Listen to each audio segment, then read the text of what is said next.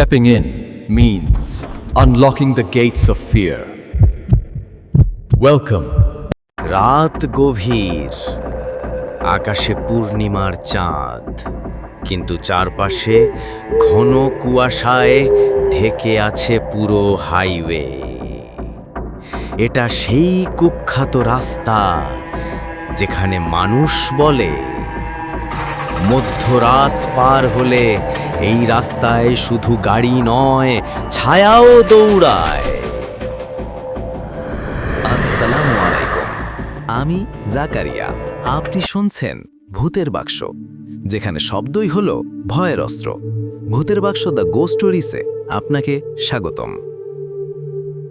একটি private car ছুটে চলেছে ঢাকা চট্টগ্রাম হাইওয়ের নির্জন অংশে। ভেতরে চারজন বন্ধু তাদের কলেজ রিইউনিয়ন শেষ করে ফিরছে। গাড়ির ভেতর গান বাজছে, হাসাহাসি চলছে, কিন্তু জানালার বাইরে অদ্ভুত নিস্তব্ধতা। এমন নীরবতা হাইওয়েতে কখনো থাকে না। হঠাৎ সামনে দেখা গেল রাস্তার মাঝখানে দাঁড়িয়ে আছে সাদা শাড়ি পরা এক মহিলা। ড্রাইভার হর্ন বাজালো, কিন্তু মহিলা নড়ল না।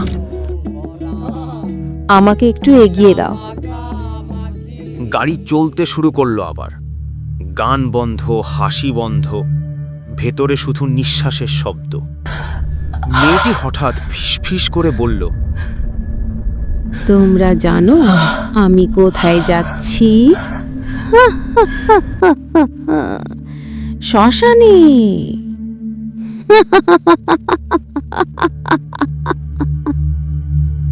গাড়ির মধ্যে সবাই অবাক দৃষ্টিতে তাকিয়েছিল, একে অপরের দিকে বারবার ইশারা করছে। হঠাৎ সব নীরব, আর হেডলাইটে দেখা যায় শত শত ছায়া দাঁড়িয়ে আছে রাস্তার দুপাশে। তাদের মুখ নেই, শুধু ফাঁকা চোখ, আর কণ্ঠে একসাথে চিৎকার, থেমো না, চালাও, রক্ত চাই। চার বন্ধুর নজর ছিল সেই সাদা শাড়ি পরা মেয়ের ওপর। তখনই তারা দেখল মেয়েটির মুখের মাংস ছিঁড়ে ঝড়ি করে, আর কয়েক সেকেন্ডের মধ্যেই গাড়ির ভেতরে বসে রইল এক ভয়ঙ্কর কঙ্কাল। রক্তমাখা শাড়ি পরে ফাঁকা চোখের গর্ত দিয়ে জ্বলছে আগুন। সবাই কাঁপতে কাঁপতে অজ্ঞান হয়ে যায়। কেউ কোনো ঠু শব্দ করার সাহস করতে পারল না। কিছুক্ষণ পর ড্রাইভার হঠাৎ ভেতরে তাকিয়ে দেখল চারজন বন্ধুই নেই আসনে। গাড়ির ফ্লোরে অচেতন হয়ে ছড়িয়ে আছে তারা। কিন্তু সামনের আসনে বসে আছে সেই মেয়ে। তার মুখ থেকে আস্তে আস্তে চামড়া খসে পড়ছে, চোখ গলে অন্ধকার তরল ঝরছে নিচে। গাড়ি হঠাৎ নিজের মতো নিয়ন্ত্রণ নিতে শুরু করলো। হাইওয়ে ছেড়ে শুরু অচেনা রাস্তায় ঢুকে গেল গাড়ি। স্টিয়ারিং তার হাতে থাকলেও হাত যেন কাজ করছিল না।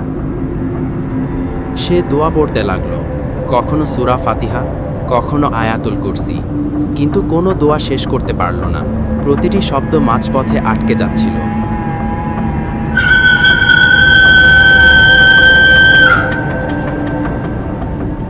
পেছন থেকে শোনা গেল অট্টহাসি। কঙ্কাল নাচছে অদ্ভুত ভঙ্গিমায়। হাড়ের খটখটে শব্দে কেঁপে উঠছিল গাড়ি। ড্রাইভার সাহস পেল না পিছনে তাকানো, কারণ সে জানত একবার যদি চোখ পড়ে যায় তাহলেই আর রক্ষা নেই, বেঁচে ফিরে যেতে পারবে না।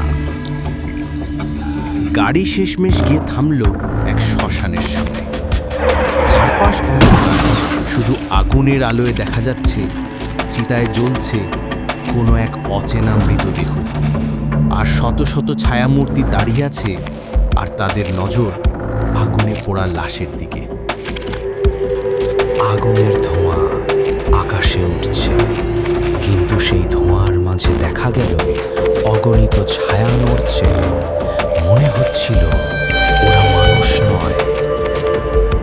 ড্রাইভার ভয় কাঁপতে কাঁপতে দরজা খুলে নামল। তার বুক ধড়ফড় করছে। এক দৌড়ে পালানোর চেষ্টা করল সে, কিন্তু হঠাৎ সে কোনো অদৃশ্য কিছুর সাথে ধাক্কা খেল। শরীর মাটিতে পড়ে গেল জোরে, আর সঙ্গে সঙ্গে তার চোখ অন্ধকার হয়ে গেল। এই ফাঁকে গাড়ির ভেতর 4 বন্ধুর উপর ঝাঁপিয়ে পড়ল ছায়ারা। তাদের হাড় গুড়িয়ে ছিঁড়ে খুঁড়ে খেয়ে নিচ্ছিল তারা। চারপাশ ভরে গেল বিকট চিবানোর শব্দে। গাড়ির ভেতর শেষবারের মতো প্রতিধ্বনি শোনা গেল বন্ধুদের করুণ আর্তনাদ। তারপর সব নিস্তব্ধ, কেবল রক্তে ভিজে গেল আসনগুলো। পরের সকালে গ্রামবাসী দেখল ড্রাইভার অচেতন হয়ে পড়ে আছে এক বিশাল বটগাছের নিচে।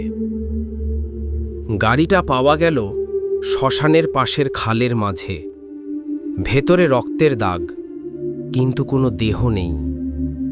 মানুষ ভালে এটা শুধুই অ্যাক্সিডেন্ট, কিন্তু ড্রাইভার জানে সেদিন রাতে হাইওয়ের সেই রক্তাক্ত যাত্রায় আসলে কি হয়েছিল। সে জানে, আর কাউকে কখনোই বলতে পারবে না।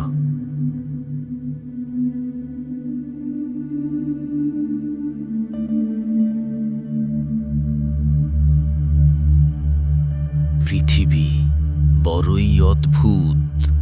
বন্ধুরা, এই হাইওয়ের নাম আমি বলতে পারছি না, তবে যাত্রার পথে এমন কেউ সাহায্য চাইলে আগে যাচাই করে তারপর গাড়িতে ওঠাবেন।